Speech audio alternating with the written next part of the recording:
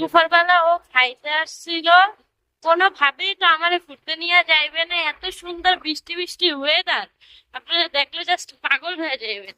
এই ওয়েদার দেখে আমি নিজের লোভ কন্ট্রোল করতে পারি নাই, জোর কইরা কোন রকম নিয়ে আইছি। এখন মুখটারে বাংলার পাঁচের মতো কইরা রাখছে। আল্লাহ জানে দোকানে বইয়া থাকতে যে কি মজা পায়। এদিকে দেখি মানে ভাঙ্গিতে পুরা এলাকা বোঝাই, খালি ভাঙ্গি আর ভাঙ্গি। আর মানে লিচু গুলো কি একেবারে লাল হয়ে গেছে, একটু পর পরে লিচুর বাগান। মানে এত সুন্দর দৃশ্য, আরো মেঘলা আকাশ, এই সুন্দর বাতাস। ও কিন্তু একদমই খুশি না, ক্যামেরা দেখে হাসি কন্ট্রোল করছে। জীবনে ওই যে লিচু দেখাও। এই এখন লিচুর বাগান দেখাচ্ছি তো। আপনারা আপনারা জানতে চান না আমাদের বাড়ির জায়গা কোন জায়গায়? এই যে এই জায়গাটাই আমাদের বাড়ির জায়গা। এই দেখেন এত সুন্দর পরিবেশে, এই যে এই বাড়িটা দেখতে পাচ্ছেন, এটার পিছনে বাঙ্গি দেখাও। এই যে এই দেখেন কত বাঙ্গি। ভাবছিলাম কি ঢাকায় গেলে কিছু বাঙ্গি নিয়ে যাবো, তা ঢাকা বাঙ্গির ট্রাকটা কি করলো দেখছেন? এত পুরো সুন্দর পরিবেশের ভিতরে হাগু করে দিল। মানে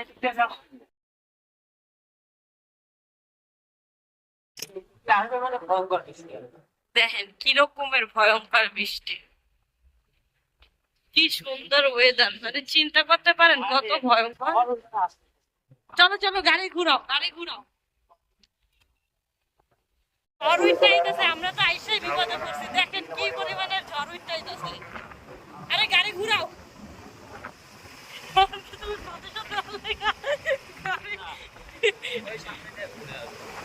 দেখেন কি পরিমাণের ঝড়, গাছের পাতাগুলো দেখে বুঝতে পারবেন। সেই রকম ফিল পাইতেছি আমি।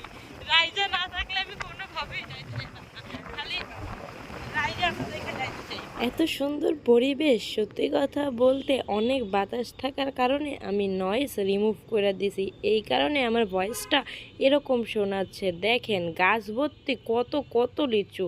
সত্যি কথা বলতে এখানে আসার আগে আমি কখনোই এত লিচু একসাথে দেখি নাই।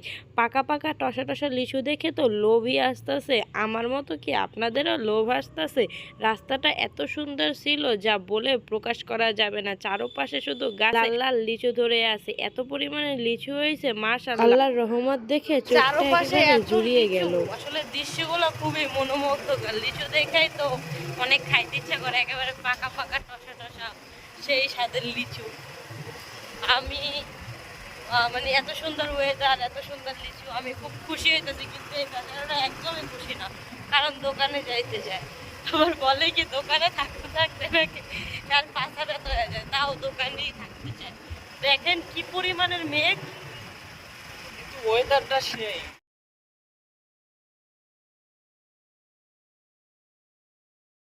এই ওয়েদারে এই রাস্তাটাকে যেন অসম্ভব সুন্দর মনে হচ্ছিল। বারবার ইচ্ছা করছিল এই রাস্তায় আর এই ওয়েদারে আমি হারিয়ে যাই, কিন্তু হারাতে তো আর পারলাম। আসলে এই বৃষ্টির সময় এত সুন্দর দৃশ্য দেখব আশা করি নাই। সবই আল্লাহর কাছে সন্তুষ্ট প্রকাশ করতেছি। এত ঝড়ের মাঝখানেও যে এত অপরূপ একটা দৃশ্য দেখা যায় তা কখনো ভাবতেও পারিনি। সত্যি আল্লাহ তাআলার সৃষ্টি অসম্ভব সুন্দর। তোমরা আবার পিছন দিয়ে পড়ে যাও না ভিডিও করার চক্করে। এদিকে ভিডিও করতেছে দেখা জায়গায় আমাদের দেখতেছে, তাকাই রয়েছে করতেছে পাগল মহিলা। জীবনের প্রথমবার ভিডিও করার চক্করে আর ঘোরার চক্করে মনে হয় সেই রকমের একটা বিপদের মুখে পড়তে যাইতেছে। সেই স্পিডে যাও রে,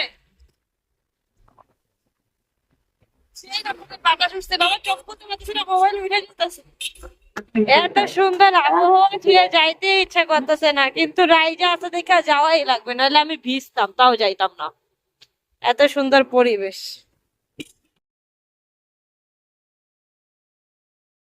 ভিতরে এখন আবার আমার আইসক্রিম খাইতে মনে চায়, মানে বৃষ্টি হইলে আমার আইসক্রিম খাইতে মনে চায়। তাই ওর বাবারে পাঠাইলাম আইসক্রিমের দোকানে আইসক্রিম কিনে আনতে।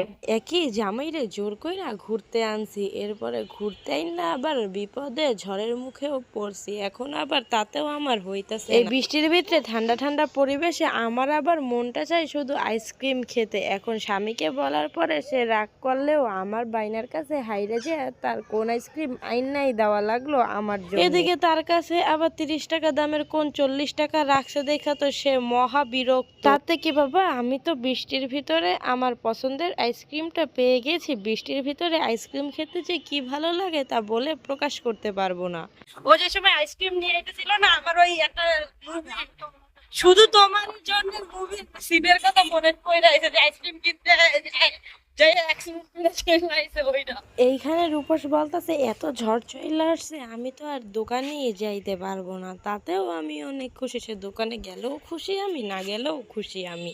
বৃষ্টিতে ভিজতে ভিজতে গেল দোকানে, বাসায় মনে হয় কারেন্টও নাই।